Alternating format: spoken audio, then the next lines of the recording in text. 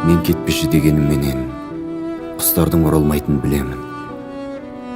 Білмеймін жүрегім неге алдайтынын. Жаныңа ең жақын адам жаныңды жаралайтынын түсіндім.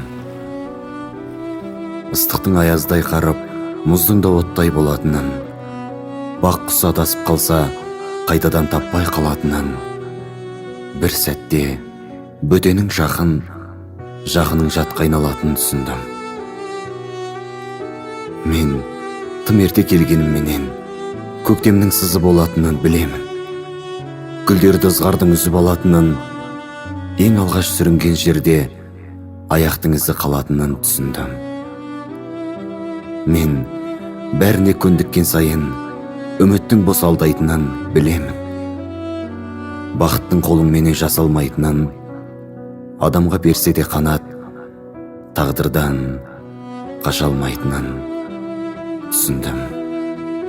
Бәрін де түсіндім.